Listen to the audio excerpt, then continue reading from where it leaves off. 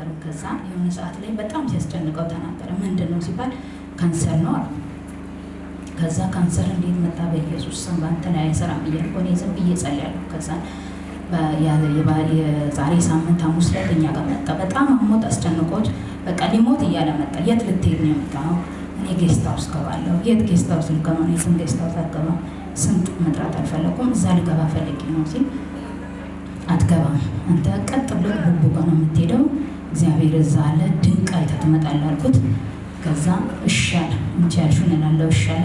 እሑድ ዕለት ጠዋት እኔ አይመቸኝም አንተ ሂድ አልኩትና ጠዋት ሂድ አልኩና 2 ሰዓት ላይ እያላኩት ሂድና ቁጭ ብለህ ጠዋትም ቃል ስማ አሜን ብለህ ተቀበል፣ ከሰዓትም ምሳ እዛው በልተህ እዛው ዋል፣ ውሃ ከውጭ ገዝተህ ግባና እሱ ሲጸልይ ጠጣ፣ ትድናለህ፣ እግዚአብሔር እዛ ቤት አለ አልኩትና ለቀኩት። እሺ ብሎ መጥቶ ቀን ሙሉ ጠዋት ተማረ፣ ከሰዓትም ተማረ። ማታ ወደ ቤት ሲሄድ ምን ሚል ነው የተማራችሁት አልኩት። ከዛ ነገ 1 ብሎ የእናንተ ነገር ይጀምራል። አሜን ሆነልኝ። በቃ አመን እኔ አመን አንተ ባታምን እኔ ስለማመን ይሆናል ሂድ አልኩት። ከዛስ ሌላ ምንድነው የተማራችሁት? የእግዚአብሔር የቸርነት ጉብኝት የሚለው ነው የተማርነው።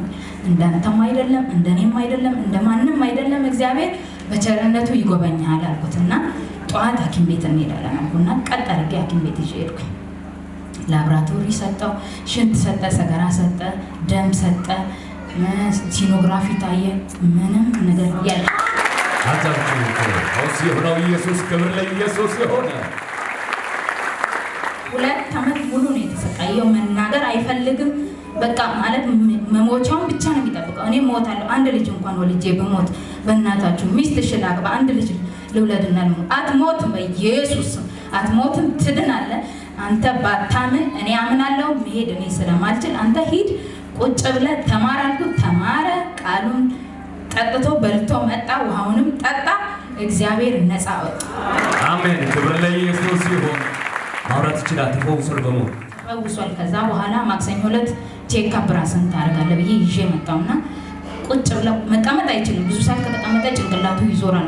መቀመጥ አይችልም። ማክሰኞ ዕለት ቁጭ ብሎ 7 ሰዓት ላይ ከኔ ጋር መጥቶ እስከ ማታ ቁጭ ብሎ ቃል ሰምቶ እኔ ደህና ነኝ ሂጂና መስክሪልኝ ብሎ ተራምጃለሁ።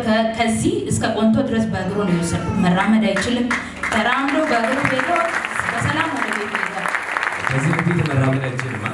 ከዛም በኋላ ከተጸለየ በኋላ ብዙ መራመድ አይችልም። ከዚህ ተኩል ደቂቃ ከተራመደ ይደክመዋል። በቃ ያሟል፣ ይደክመዋል፣ ያዞረዋል። መቀመጥ አይችል፣ መራመድ ብዙ አይችልም።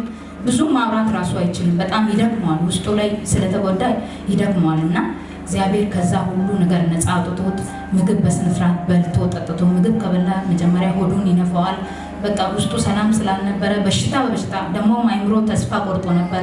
ሞታለሁ ነገ እኔ ምን ይሰራልኛል 1 ልጅ እንኳን ሳልወልድ እያለ በራሱ ላይ ያልሆነ ቃል ይናገር ነበር። በተስፋ ተሞልቶ እግዚአብሔርን አመስግኖ አመስግኝልኝ ብሎ ነው ሄደው። ጌታ ስሙ ይባረክ። አዳምጡ። ለጌታ ክብር ለኢየሱስ ይሁን። እግዚአብሔር ዘመንን ይባርክ። አንተን የሰጠ ጌታ ለኛ ይባረክ። አልፈህ ሂድ፣ ጥሰህ ሂድ።